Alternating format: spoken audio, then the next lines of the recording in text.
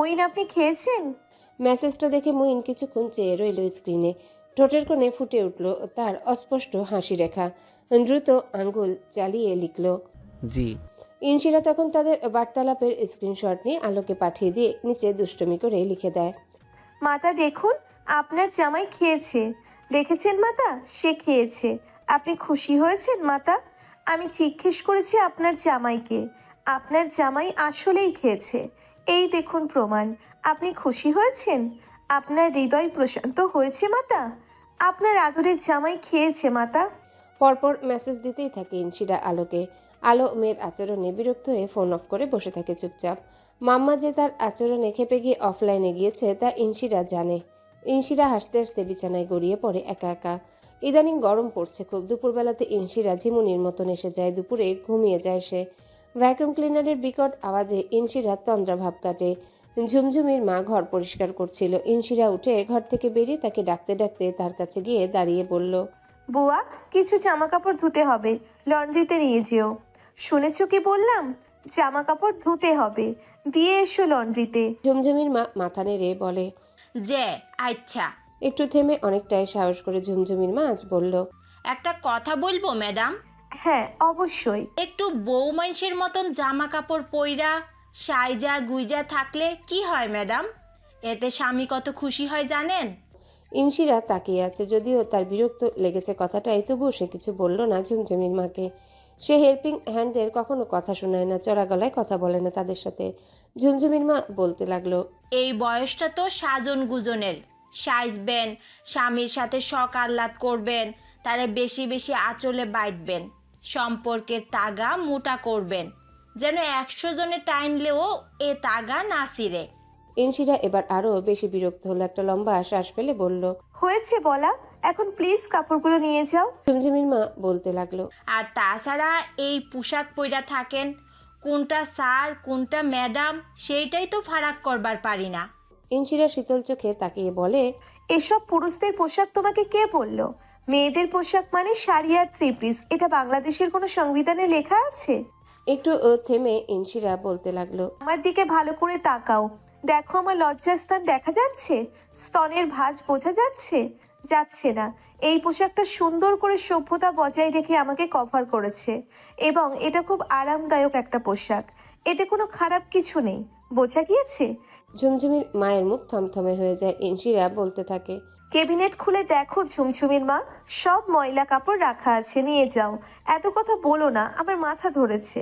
শেষবারের মতো বলে ইনশিরা মিঠিকে নিয়ে পেছনের বারান্দায় চলে যায় উত্তপ্ত দুপুরে হাওয়া খেয়ে তার মেজাজটা ঠান্ডা করতে। ঝুমঝুমির মা ক্যাবিনেট খুলল। ইনশিরার পেল সব টি শার্ট, ট্রাউজার, জিন্স। নাক সিটকে ঝুমঝুমির মা সেগুলো হাতে নিতে নিতে বিড়বিড় করলো, মানাই এমন সহজ বান্দার কপালে কি বউ জুটলো, সুন্দরী দেখাই বিয়ে করতে হয় না। হঠাৎ থেমে গিয়ে ঝুমঝুমির মা ক্যাবিনেটে চোখ বোলালো। পুরো ক্যাবিনেট ভর্তি ইনশিরার পোশাক, সালোয়ার স্যুট আছে, শাড়ি আছে, পাশে কিছু ধোয়া টি শার্ট আর ট্রাউজার সেটও রয়েছে ইনশিরার। হুট করে ঝুমঝুমির মায়ের মাথায় একটা কুবুদ্ধি চেপে বসে। সে কিছুক্ষণ হেসেও নেয়, তারপর এক এক করে ইনশিরার ধোয়া পোশাকগুলো ধুতে নিতে চলে যায়। পরার জন্য রেখে দেয় শাড়িগুলো। ইনশিরা ঘরে ঢুকে গোসলের জন্য প্রস্তুতি নিয়ে ক্যাবিনেটের সামনে দাঁড়িয়ে চেঁচিয়ে উঠল। ঝুমঝুমির মা ছুটে এলো। সে বহু কষ্টে তার হাসি চেপে রেখেছে। ইনশিরা ফোঁস করতে করতে বলল, আমার পোশাক কোথায়? আপনি না কইছিলেন ধুইতে? সব তো লন্ড্রিতে দিয়া দিছি ম্যাডাম। সব মানে? সব? আরো জোরে চেঁচালো ইনশিরা। ঝুমঝুমির মা কাচুমাচু মুখ করে মাথা ঝাঁকায়, পরপর বলে, কাল সকাল সকাল দিয়া যাইবনে। কাল সকালে মানে? এখন আমি কি পরবো? একটা সালোয়ার স্যুটও রাখুনি। তুমি কি কানে কম শোনো? কি করে এত বড় ভুল হলো? ম্যাডাম, কানে একটু কমই শুনি। একদিন ঝুমঝুমির বাপে মেজাজ দেখাইয়া ডাইন কানে একটা চটকানা মারছিল, সেই থেকে কানে কমই শুনি। ইনশিরা বিরক্ত ভঙ্গিতে দাঁড়িয়ে আছে শাড়িগুলোর দিকে তাকিয়ে। ঝুমঝুমির মা শাড়ির আঁচল দিয়ে মুখ চেপে কিছুক্ষণ হেসে বলে, ওই তো কত সুন্দর সুন্দর শাড়ি ম্যাডাম, ওইখান থেকে একটা পরেন। রীতিমতো গা জ্বালা করছে ইনশিরার। বলল, সে আমি বুঝবো। তোমার সব গোছানো হয়ে গেলে ঝুমঝুমির জন্য খাবার নিয়ে চলে যাও। যে আচ্ছা ম্যাডাম। পৈশাচিক হাসি হেসে ঝুমঝুমির মা চলে যায়। ইনশিরা লটকানো মুখ নিয়ে বিছানায় বসে পরে চুপচাপ। গরমে ঘেমে গা চুলকাচ্ছে, গোসল করতে হবে। গোসল করে সে পরবেটা কি শাড়ি? ইনশিরা আরো কিছুক্ষণ বসে থেকে একটা লম্বা শ্বাস ফেলে ফোনটা হাতে নিয়ে ইউটিউবে শাড়ি পরার একটা টিউটোরিয়াল দেখলো। মাথা মুন্ডু কিছুই বুঝতে পারছে না, সে কিভাবে ধরবে, কিভাবে পেঁচাবে, সব যেন মাথার উপর দিয়ে চলে গিয়েছে। আর কুচি ফেলবে কিভাবে? একটা সময় বিরক্ত হয়ে ইনশিরা ফোনটা বিছানায় ছুঁড়ে ফেলে বলে, কাল পরবো না শাড়ি, পরবই না। অতঃপর ধীর পায়ে হেঁটে এসে মুইন ফরাজির কাবার্ডের কাছে যায়। কলিং বেল চাপার দীর্ঘ সময় পরেও যখন ইনশিরা দরজা খুলছিল না, মুইন তখন পাসওয়ার্ড দিয়ে ঘরে ঢুকলো। ওয়াশরুমে পানি পড়ার শব্দ, তার মানে ইনশিরা ওয়াশরুমে। মুইন আজ এক ফাঁকে চলে এসেছে লাঞ্চ করতে। এটা তার জীবনে প্রথম হলো, কারণ এর আগে কখনো ফ্যামিলি ছিল না। কোনো কারণ ছিল না 1 ঘন্টার লাঞ্চ পিরিয়ডে অন্ধকার নির্জন কটেজে আসার। ইউনিফর্মের গলার কাছের বোতাম আলগা করলো মুইন। এসির পাওয়ার বাড়িয়ে দিয়ে বিছানায় 2 মিনিট বসে গা জোড়ালো। তারপর উঠে 1 গ্লাস ঠান্ডা পানি এনে আবারও বিছানায় বসে পানির গ্লাসে চুমুক দিতেই খট করে ওয়াশরুমের দরজা খোলার শব্দ হয়। মুইন মাথা তুলে তাকায় তৎক্ষণাৎ। ইনশিরা সাদা রঙের তোয়ালেটা চুলে পেঁচিয়ে হাতে ভেজা জামা কাপড় নিয়ে বেরোতে মুইনের মুখোমুখি হলো। পানি খেতে থাকা ফরাজি ইনশিরার পা মাথা অবলোকন করতেই তৎক্ষণাৎ গোল গোল চোখে চেয়ে রইল ইনশিরার দিকে। আবারও চোখ ঘুরিয়ে ঘুরিয়ে দেখতে লাগলো ইনশিরাকে। ইনশিরা কিছুটা বিব্রত হলেও নিজেকে সামলে নিয়ে মুইনের দিকে তাকিয়ে ধীর স্থির বলল, আসলে বুয়া ভুল করে আমার সব কিছু লন্ড্রিতে পাঠিয়ে দিয়েছে, and I have nothing to wire. তাই আপনার এই নতুন টি শার্ট আর ট্রাউজারটা নিয়ে নিলাম। আপনার জিনিস না বলে ব্যবহার করায় আপনি বিরক্তি হননি তো? মুইন উঠে দাঁড়ায়। ইনশিরা পুরোপুরি সংকোচ কাটিয়ে চলে যায় বারান্দায় তার ভেজা জামা কাপড় মেলে দিতে। মুইন ঘাড় ঘুরিয়ে দেখছে ইনশিরাকে। তার হোয়াইট টি শার্ট এবং ব্রাউন ব্ল্যাক ট্রাউজারটা ইনশিরার শরীরে। যদিও ইনশিরা যথেষ্ট লম্বা, তবে মুইনের এক্সেল সাইজের টি শার্টও বেশ বড় লাগছে অমন সুডল চিকন শরীরে। আর ট্রাউজার সেটা পায়ের কাছে বেরিয়ে আছে সামনে কিছুটা, কারণ মুইন ইনশিরা থেকে 5 ইঞ্চির মতো লম্বা। ইনশিরা ঘরে ঢুকলো, মুইনের দিকে তাকিয়ে বলল, আপনি বিরক্ত হননি তো? আপনি বসুন, আমি টেবিল সেট করছি। আজ হঠাৎ এলেন যে? আপনি বললেন লাঞ্চে আসেন না। প্রশ্নটা করে ইনশিরা উত্তরের অপেক্ষা না করে যেতে নিলে মুইনের হাত টেনে ধরল। ইসি অবাক হলেও নির্লপ্ত রইল, চেয়ে রইল মুইনের মুখ পানে। মুইন ধীরে ধীরে এক হাঁটুতে ভর দিয়ে ঝুঁকে বসলো মেঝেতে। ইনশিরার পায়ের কাছ থেকে ট্রাউজারের বাড়তি অংশটুকু ফোল্ড করে দিল। স্বাভাবিক ভঙ্গিতে কাজটা করছে মুইন। লোকটাকে ইনশিরা যত দেখছে ততই অবাক হচ্ছে। মুহূর্তে মুহূর্তে চমকে যাচ্ছে সে লোকটার প্রতিটা আচরণে। মুইন উঠে দাঁড়িয়ে তার নিকোষ কালো বাদামি চোখ দিয়ে ইনশিরার চোখে দৃষ্টি স্থির রেখে বলল, এখন থেকে মাঝে মাঝে আসা হবে হয়তো। লাঞ্চ শেষ করে ইনশিরাকে মুইন ডাকলো ঘরে। তার পেছন পেছন ইনশিরা ঘরে ঢুকে দাঁড়িয়ে রইল। মুইন এক্ষুনি অফিসে যাবে। ইউনিফর্মে খুলে রাখা বোতামগুলো লাগিয়ে নিয়ে ইনশিরার দিকে ঘুরে তাকিয়ে বলল, ছুটি পেয়েছি। হঠাৎ আবার? অবাক হয় ইনশিরা। মুইন বলতে থাকে, এটা আইজিপি স্যারের পক্ষ থেকে আমাদের বিয়ের গিফট। 5 দিনের ছুটি। কোথাও ঘুরতে যেতে চাইলে বলো। ইনশিরা তাকিয়ে আছে শুধু। লোকটা পরোক্ষভাবে হানিমুনে যাওয়ার প্রস্তাব রেখেছে, সেটাও ঘুরিয়ে পেয়েছি। মুইনের মুখভঙ্গি স্বাভাবিক, দৃষ্টি অনুসন্ধানী। দেখতে চাইছে, বুঝতে চাইছে ইনশিরার মনের কথা। দুজনার সহজ হওয়ার জন্য এর চেয়ে দারুণ উপায় আর হতেই পারে না। মুইন বোঝে ইনশিরা চেষ্টা করছে, তবে পারছে না। মুইনও নিজের পক্ষ থেকে তার সর্বোচ্চ মনোযোগ দিতে চাইলেও এই ছকে বাধা দিনগুলো যথেষ্ট নয়। তাদের আরও সময় চাই, যে সময় শুধু তাদের দুজনার হবে। আগ্রহ নিয়ে মুইন আবারও জানতে চায়, যদি তোমার আপত্তি না থাকে তো। আপত্তি? আপত্তি কেন থাকবে ইনশিরার? এক লোক তার ইচ্ছেকে দাম দিল এতগুলো দিন। তার এই ইচ্ছেকে অসম্মান করার কোনো কারণ নেই ইনশিরার। লোকটা অমায়িক। সমস্যাটা ইনশিরা যে সহজ হতে পারছে না। সে পারছে না নিজেকে ওই লোকের কাছে তুলে দিতে, যেটা একদিন দিতেই হবে। তাল বাহানা করে সিন ক্রিয়েট করে কি হবে? এই সমস্যাগুলো ইনশিরার। তার জন্য এই লোকের এই সম্পর্কের প্রতি যে মনোযোগ অনুভূতি তা ফিকে করে দিতে চাচ্ছে না সে। ইনশিরা জবাব দিল, আমার অসুবিধে নেই। একটা কথা বলতে ভুলে গিয়েছিলাম। তুমি আমার জিনিস না বলে ব্যবহার করায় আমি খুব বিরক্ত হয়েছি। এটা তার শাস্তি। তবে মাঝে মাঝে এভাবে বিরক্ত করার অনুমতি দেওয়া হলো। বোকামি দেখে রাগ বিরক্তি দুটোই ধরে গিয়েছে সাগর ভুইয়ার। হাতের কাগজটার দিকে তাকিয়ে চোখে রিডিং চশমাটা তর্জনীর সাহায্যে একটুখানি ঠেলে রাশভারী গলায় বলল, বোকার মতো বলো না। ইউএসএ যাবে না মানে? কি ধরনের পাগলামি এটা? সাইম, আম ওয়ার্নিং ইউ, যা শুরু করেছো সব বন্ধ করো। বুদ্ধিমানের কাজ হবে। কি শুরু করেছি আমি? বুকে হাত বেঁধে টানটান হয়ে দাঁড়িয়েছিল সাইম। ঠান্ডা গলায় জানতে চাইলো পাপার থেকে। ইউএসএ যাওয়ার ব্যাপারে আগ্রহ তোমার বেশি ছিল। এখন নেই, ভাল লাগছে না। কাটকাট জবাব সাইমের। সাগর ভুইয়া হতাশ।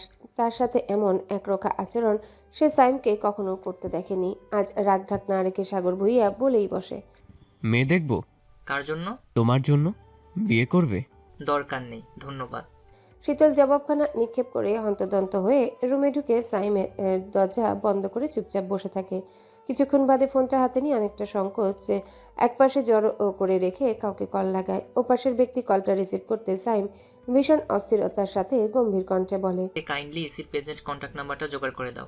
Honeymoon days on the go, saint মার্টিনে দ্য ওশান শোর রিসোর্টের দুটো কটেজ মুইন ইতিমধ্যে নিজের নামে বুক করে ফেলেছে। দুটো কটেজ, কারণ তাদের সাথে আরও একটা কাপল যাচ্ছে, প্রীতম ইনায়া যাচ্ছে। প্ল্যানটা মুইনই করেছিল। হুট করে প্রীতম আর ইনুকে আমন্ত্রণ জানিয়ে বসে। অবশ্যই এতে ইনশিরা খুশি হয় ভীষণ। সব থেকে বেশি খুশি ছিল ইনায়া। বিয়ের পর কোথাও ঘুরতে যাওয়া হয়নি। একটার পর একটা ঝামেলায় তাদের হানিমুন সমাধিস্থ হয়ে গিয়েছিল। তবে প্রীতম প্রথমে রাজি ছিল না, কারণ সামনে ইনায়ার মিড। সে আর প্রেরণা বহুবার বুঝিয়েও মানাতে পারেনি ইনায়াকে। শেষমেশ ওর জেদের কাছে হার মেনে প্রীতম রাজি হয়েছে। এতে উল্টো বিপত্তি ঘটেছে। ইসমাম ভীষণ খেপেছে মেয়ে জামাইয়ের এমন কাণ্ড জ্ঞানহীনতা দেখে। কদিন পর ইনুর মিড আর তারা এখন ঘুরতে যাচ্ছে, এবং ইসমাম মির্জা দোষ পুরোটাই ফেলেছেন প্রীতমের ঘাড়ে।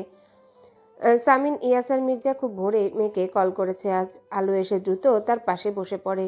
ইনশিরা কলটা রিসিভ করতে সামিন জলদ গম্ভীর কণ্ঠে বলল, কথা শুনছো না কেন?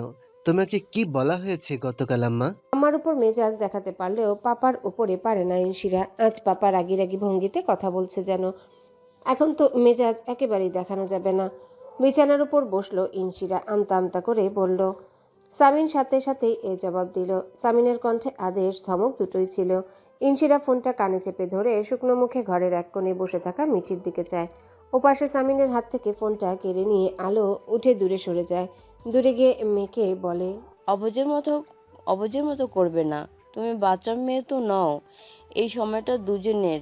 তুমি মিঠির টেক কেয়ার করতে গিয়ে মুইনকে সময় দিতে পারবে না, ও বিরক্ত হবে।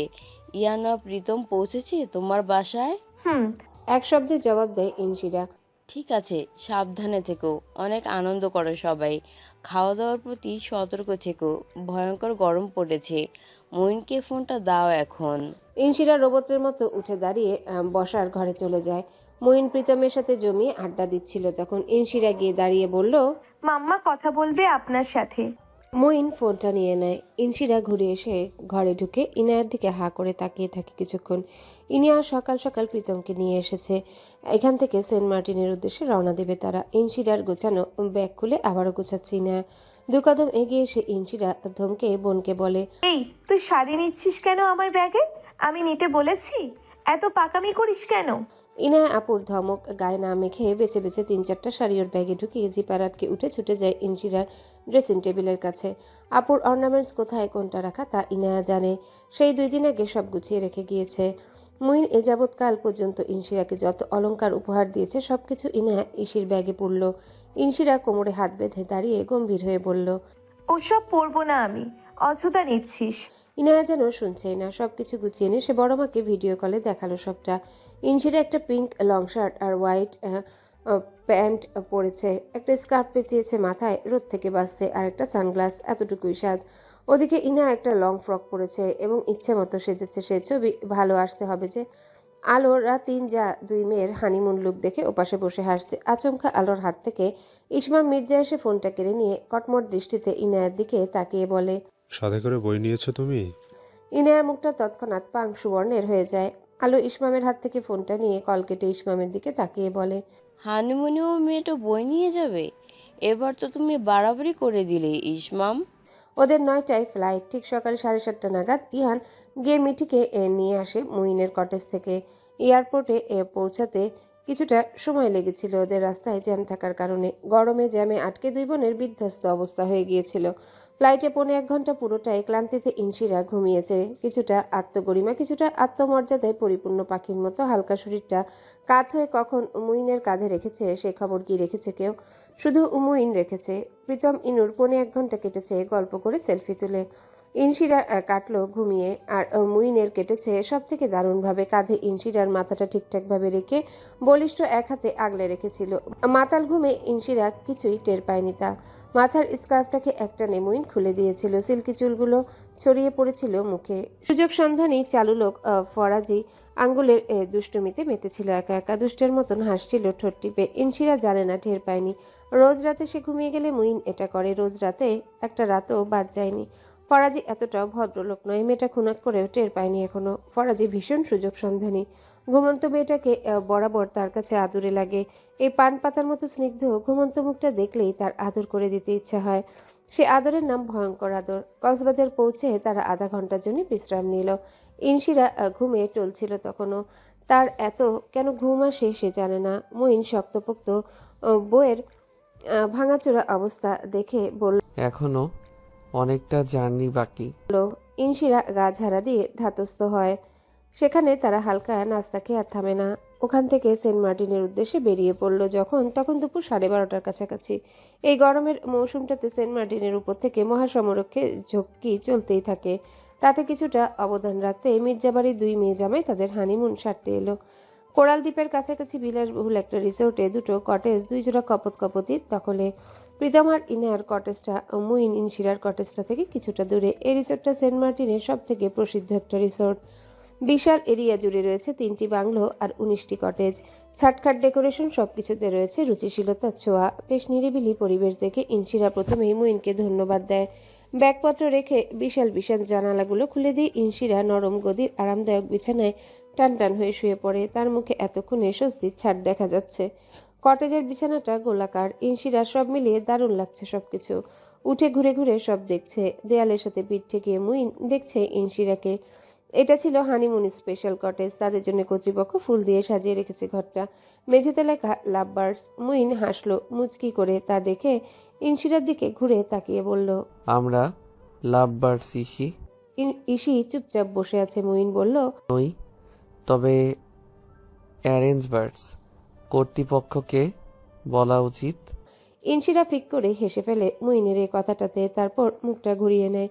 মুইন গিয়ে বিছানায় শুয়ে পড়ে, গা জুড়িয়ে নেয়। ইনশিরা ব্যাগের কাছে বসে পড়ে ব্যাগ খুলে সে খুঁজে খুঁজে সাদা রঙের একটা কুর্তি নিল। এটা মাম্মা কিনে দিয়েছিল এবছর মার্চে। এটা সে কি মনে করে ব্যাগে নিয়েছে সে জানে না। ভীষণ সুন্দর একটা ইন্ডিয়ান কুর্তি, সিম্পল ডিজাইনের। আজ ইনশিরা এটা পরবে বলে ঠিক করেছে। সমুদ্রের সাথে এই পোশাকটা মিলে যাচ্ছে যেন। গোসল শেষে ওয়াশরুম থেকে বেরিয়ে তাড়াহুড়ো লাগিয়ে ইনশিরার ভেজা চুলগুলো হেয়ার ড্রায়ারের সাহায্যে শুকিয়ে নিচ্ছিল। ওরা আজ সমুদ্রে নামবে না, খাওয়া দাওয়া করে সৈকতে ঘুরবে শুধু। মুইন কটেজের বারান্দায় ছিল এতক্ষণ। সেখান থেকে সমুদ্র দেখা যায়। কক্ষের ভেতরে ইনশিরার অস্তিত্ব টের পেয়ে সে ভেতরে এলো। সাদা রঙের কুর্তি পরিহিতা ভেজা চুলের ইনশিরাকে তাড়িয়ে তাড়িয়ে দেখছিল সে। মুইন কক্ষের ভেতরে চলে আসে। ইনশিরা হাত বাড়িয়ে শিফনের সাদা ওড়নাটা গলায় জড়ালো। সে যে পোশাকটা পরে আছে পোশাকটা বড্ড গা লাগানো, বেশ বড় গলা। বুকের কাজটা খুব চোখা লাগছে। ওড়না পড়তেই হবে। মুইনের চোখে ইনশিরার চোখাচোখি হতে ইনশিরা চোখ নামিয়ে অন্যদিকে তাকিয়ে থাকে। পরপর বলে, আপনি এভাবে তাকিয়ে আছেন কেন? মুইন ফিচেল হাসে। ইনশিরা কাছে গিয়ে ওর কনুই চেপে ধরে খানিকটা কাছে এনে জড়ানো গলায় বলে, কেন লজ্জা লাগছে? ইনশিরা চুপ হয়ে যায়। মুইন তার কনুই ছাড়ছে না। ইনশিরা টের পেল হঠাৎ। মুইন রোবোটিক মুখভঙ্গি বললে দেখতে পায় মেয়েটির সংকোচ। হুট করে ইনশিরাকে ছেড়ে দিয়ে মুইন ব্যাগ থেকে নিজেদের পোশাক বের করে নিতে নিতে বলল। ইনশিরা চোখ তুলে তাকায় মুইনের দিকে, অস্ফুটে বলে, স্বামী হবার প্রথম 32টা শর্ত কি কি? তোয়ালে এবং পোশাক নিয়ে ওয়াশরুমের দিকটাতে যেতে যেতে মুইন বলল, জানি না, ধীরে ধীরে একটা একটা করে বানিয়ে নেব। ইনশিরা কোনো নড়চড় না করে দাঁড়িয়ে থাকে। দরজায় টোকা পড়ে তখন। ইনা গোসল করে সেজেগুজে একেবারে পটের বিপি। একটা লাল শাড়ি পরেছে মিষ্টি মেয়েটা। ওদেরকে ডাকতে এসেছিল সে। ইনশিরাকে দেখেই প্রথমে নাক সিটকালো সে। তারপর শুরু করলো আরেক ঝামেলা। ইনশিরাকে শাড়ি পরতেই হবে। না পড়লে চলবে না। ইনশিরা ধমকে যাচ্ছে বোনকে, কিন্তু কোনো কাজ হচ্ছে না। ইনা জেদ ধরে বলে, একটা দিনের জন্য আপু, আই বেগ ইউ। কত প্ল্যান করে এসেছি, 2 বোন যার যার বরকে নিয়ে ছবি তুলবো আপু, তারপর গ্রুপ ফটো তুলে একটা অ্যালবাম বানিয়ে ফেলবো। আচ্ছা, সন্ধ্যার দিকে না হয় খুলে ফেলো প্লিজ আপু। রীতিমতো পা ধরে ঝুলে পড়লো ইনায়া নাছোড়বান্দা। বোনের বাচ্চামি বিরক্ত লাগছে, আবার বোনের জন্য মায়াও লাগছে। ইনশিরার মেয়েটা সবকিছু নিয়ে খুব শৌখিন। এতটুকু বাচ্চামি গুছিয়ে সংসার করছে, পড়াশোনা করছে, তার মতো বড়া মাছের ফসিল তো নয়। বোনের প্রতি দরদ থেকে ইনশিরা একটা লম্বা দীর্ঘশ্বাস ফেলে বলে, হ্যালো বন্ধুরা, পরবর্তী পার্ট খুব তাড়াতাড়ি আসবে, তো সবাই অপেক্ষায় থাকো। আর চ্যানেলটি যারা এখনো সাবস্ক্রাইব করোনি তারা পরবর্তী পার্ট দেখার জন্য চ্যানেলটি সাবস্ক্রাইব করে রেখো। ধন্যবাদ সবাইকে, আমাদের সাথেই থেকো।